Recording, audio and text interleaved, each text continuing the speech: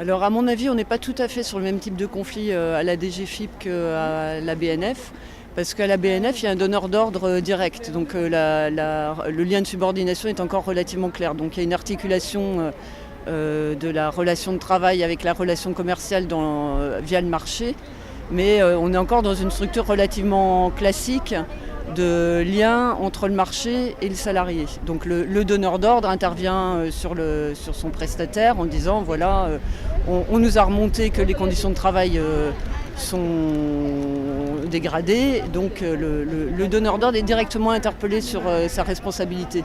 Alors que dans le cadre de la DGFiP, on est carrément dans une externalisation totale du lien de subordination, c'est-à-dire qu'on se retrouve avec des salariés qui dépendent d'une société extérieure. Le marché est passé par une administration extérieure, et ce qui fait qu'avant, on avait des salariés fonctionnaires qui nettoyaient les bureaux d'autres fonctionnaires qui dépendaient d'une seule administration. Il y avait une administration qui avait différentes tâches, différents métiers. Avec l'externalisation, maintenant, tout est tellement externalisé que, y compris la relation commerciale, la relation contractuelle est totalement externalisée, ce qui fait qu'on se retrouve avec quelqu'un qui a des bureaux nettoyés, mais qui peut dire « moi, mes bureaux, j'ai rien à voir dans le fait qu'ils soient nettoyés. Il y a le gréviste, il y a la salariée du nettoyage, j'ai rien à voir avec. La personne qui passe le marché, j'ai rien à voir avec. Moi, en fait, mes bureaux sont nettoyés par magie. » Exactement ça. Et donc, il n'y a plus de responsable. Et donc, voilà. Et donc, tout le monde se renvoie la balle.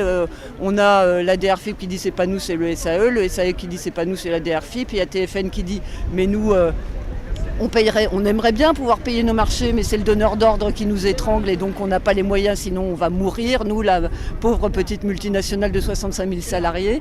Et finalement, au bout du compte, qu'est-ce qui se passe ? On se retrouve avec une dette publique qui est externalisée vers les salariés les plus précaires. C'est-à-dire qu'on a vu les grévistes, par exemple dans le 17e, là, quand on faisait le rassemblement devant le 17e, il y avait un gréviste qui disait « mais moi, avec mon salaire, je ne peux pas vivre, je suis obligé de m'endetter ». Et c'est exactement ça, c'est le transfert de la dette publique sur la dette privée du salarié le plus précarisé de la société.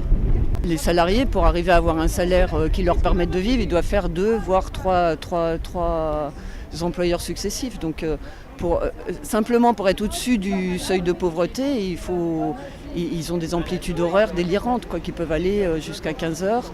Pour parfois gagner, on a vu une salariée en 2012 sur le conflit rue de Londres.